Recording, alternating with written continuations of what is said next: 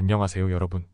오늘의 흥미로운 기사 내용은 2024년 미국 가계재정 현황 분석 더 무거워진 지갑, 불안한 경제, 그리고 미국 억만장자와 그린피스의 충돌 파산 위기에 처한 환경운동에 관한 것입니다.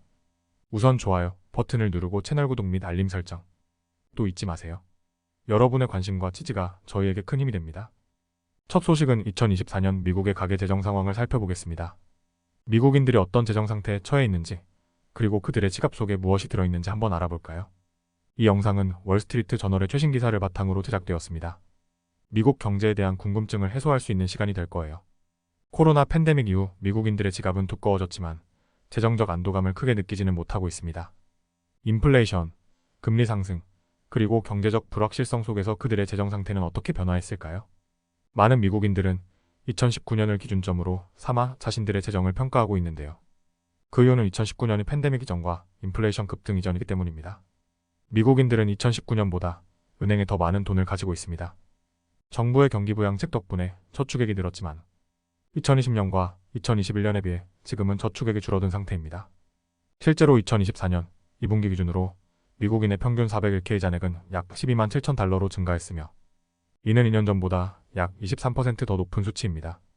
그러나 미국의 저축률은 점차 낮아지고 있으며 2024년 7월 기준 저축률은 2.9%로 2019년 말의 절반에도 못 미치는 수준입니다.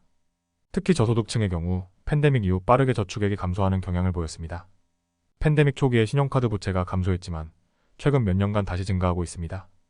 2024년 1분기 기준으로 미국인의 평균 신용카드 부채는 6,218달러로 2019년에 5,834달러에서 증가했습니다. 더 큰 문제는 높은 이자율입니다.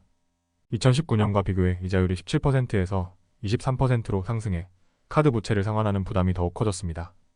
미국인들이 보유하고 있는 신용카드 수 역시 증가했는데요.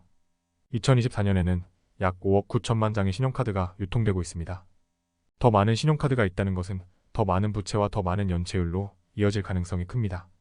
자동차를 소유하는 데 드는 비용도 크게 증가했습니다. 신차 대출의 평균 이자율은 7.1%로 2019년에 5.4%에서 크게 상승했습니다. 여기에 더해 자동차 보험료와 유지 보수 비용도 급등했는데요. 특히 자동차 수리 비용은 2019년보다 약 28% 증가했습니다. 이런 상황 속에서 많은 미국인들이 자동차의 수명을 늘리려 하고 있으며 그 결과 미국의 자동차 평균 연령은 12.6년으로 증가했습니다. 주택 소유는 여전히 미국인의 가장 큰 자산 중 하나입니다. 팬데믹 이후 주택 가격이 급등하며 주택 소유자들은 더 부유해졌습니다. 반면 임대료는 계속해서 상승해 세입자들의 재정적 부담은 점점 커지고 있습니다. 2024년 7월 기준으로 중간 가격대 주택을 구매할 때 월 모기지 상환액은 3,010달러로 2019년 말에 1,566달러에서 크게 상승했습니다. 다만 연방준비제도의 금리 인하 가능성 덕분에 모기지 금리가 하락할 수도 있다는 기대가 있습니다. 이처럼 미국인들의 재정 상태는 복잡하게 얽혀 있습니다. 현금 보유액과 자산은 증가했지만 인플레이션과 부채 증가로 인해 많은 이들이 여전히 재정적으로 불안감을 느끼고 있습니다. 앞으로 미국 경제가 어떻게 변할지, 또 그에 따라 가계 재정이 어떻게 달라질지 계속해서 주목해야 할 것입니다. 다음 소식은 미국에서 벌어지고 있는 매우 중요한 이슈에 대해 이야기해보려 합니다. 바로 환경운동을 대표하는 그린피스 USA와 에너지 업계의 거물 켈시 워런의 대립입니다. 이 이야기는 월스트리트 저널의 최근 보도를 바탕으로 하고 있으며 오늘 이 영상을 통해 환경과 에너지 산업의 충돌이 어떤 방향으로 흘러가고 있는지 알아보겠습니다. 이 이야기는 2016년으로 거슬러 올라갑니다. 당시 노스다코타에서 진행 중이던 다코타 액세스 파이프라인 건설에 대해 그린피스를 포함한 환경운동가들과 원주민 단체들이 강력하게 반대했습니다. 파이프라인이 성지와 칙수원에 위험을 준다는 이유에서였죠. 이 시위는 단순한 반대운동이 아니라 전 세계적인 관심을 끌었고 때로는 폭력적인 충돌도 있었습니다. 결국 파이프라인은 완공되었지만 싸움은 그치지 않았습니다. 바로 에너지 트랜스퍼의 CEO 켈시 워런이 그린피스를 상대로 거대한 소송을 제기하면서부터입니다. 켈시 워런은 타코타 액세스 파이프라인을 방해한 그린피스를 상대로 3억 달러의 손해배상 소송을 제기했습니다. 그는 그린피스가 시위를 선동하고 회사와 파이프라인에 대한 허위 정보를 퍼뜨렸다고 주장하고 있습니다. 이 소송은 단순한 금전적 손실을 넘어 그린피스 USA를 파산으로 몰고 갈 수 있는 상황입니다. 실제로 그린피스 측에서도 이 소송을 존재적 위협이라고 표현하며 파산 가능성까지 고려하고 있는 상황입니다. 미국 내 그린피스가 무너지게 된다면 이는 환경운동 전체에 큰 타격을 줄 수 있습니다. 그린피스는 단순한 지원 역할을 했을 뿐 파이프라인에 대한 허위 정보를 퍼뜨리거나 폭력 행위에 가담한 적이 없다고 주장합니다. 그들은 이번 소송을 언론과 표현의 자유에 대한 공격으로 보고 있습니다. 특히 그린피스는 켈시 워런이 대중의 비판을 억압하기 위해 법적 전략을 사용하고 있다고 강하게 비판하고 있습니다. 그린피스는 이를 막기 위해 라디오 광고까지 내보내며 적극적으로 대응하고 있습니다. 켈시 워런은 텍사스 출신의 억만장자로 그의 공격적인 사업 스타일은 잘 알려져 있습니다.